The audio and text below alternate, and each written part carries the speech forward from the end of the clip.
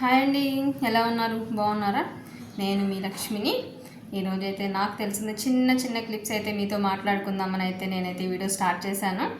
యాక్చువల్గా సొసైటీలో ఎలా ఉన్నారంటే జనరల్గా ఎవరైనా సరే ఈగోస్కి పోవటం, ప్రెస్టేజెస్కి పోవటం, మాకింత ఉంది మీరెంత అనే టైప్లో మాట్లాడటం, ఇట్లాంటి సిచ్యువేషన్స్ అయితే బయట ఎక్కువ చూస్తున్నాయి. అది ఈవెన్ ఒక హస్బెండ్ వైఫ్ మధ్యలో కూడా చాలా చాలా వరకు వస్తూ ఉన్నాయి.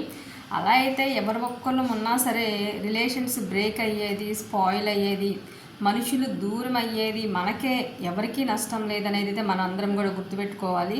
రీజన్ ఏంటి అంటే ఇప్పుడు యాక్చువల్గా మనం ఏం చేస్తామో పిండికి తగ్గ రొట్టి అంటారు. అంటే మనం పిండి ఎంత కలిపితే మనం అన్నే చపాతీలో, రొట్టెలో, పూరీలో చేసుకుంటాం, కానీ దానికి మించి అయితే మనం ఎక్స్పెక్ట్ చేయలేం కదా.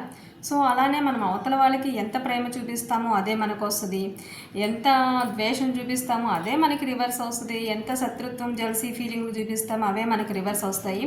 ఎప్పుడైనా సరే ఒకరోజు ఓర్పడతారు, 4 రోజులు ఓర్పడతారు తప్ప. సో మనం చేస్తే ఎవరికి ఉన్నది వాళ్ళు తింటారేమో.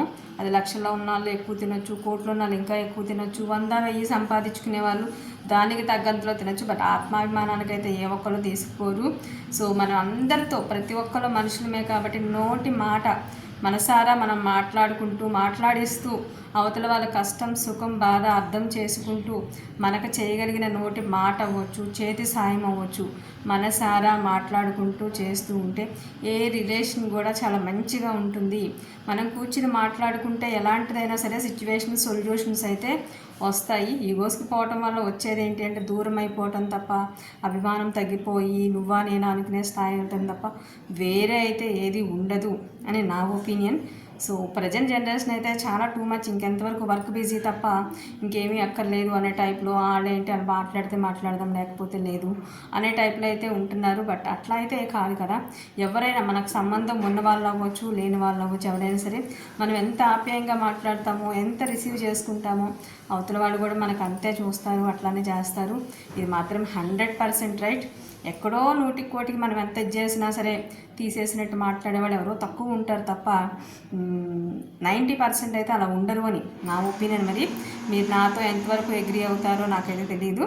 జస్ట్ నేనైతే లిటిల్ మోర్ మీతో షేర్ చేసుకుందామని అయితే నేను మీకు చేస్తాను. ఎందుకంటే వీడియోస్ పర్పస్ అయితే నేను అప్పుడప్పుడు విలేజెస్కి వెళ్తూ ఉంటాను కదా. వాళ్ళెవరో నాకు తెలీదు, నేనెవరో వాళ్ళకి తెలీదు. బట్ అయినా కానీ చాలా ఆప్యాయంగా రిసీవ్, అంటే నేను మాట్లాడే మాట అలానే ఉంటుంది. ఒక ఇంట్లో అమ్మమ్మతో, తాతయ్యతో, నానమ్మతో, అక్క బావలతో, లేకపోతే పిన్ని, అట్లా ఇంట్లో రిలేటివ్స్తో మనం ఎట్లా మాట్లాడతామో సేమ్ అదే టైప్తో నేను వాళ్ళతో మాట్లాడతాను.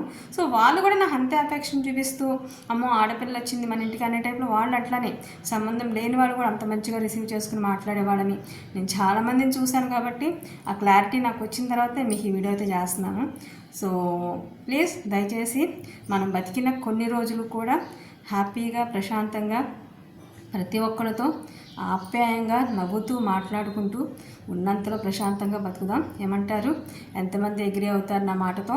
చిన్న మెసేజ్ అయితే చేయండి. నేను మాట్లాడిన దాంట్లో ఏదన్నా తెలిసి తెలియక తప్పుంటే దయచేసి నన్ను మీ బిడ్డగా లేకపోతే మీ ఇంట్లో ఆడపిల్లగా అనుకుని ఆలోచించి మన్నించండి.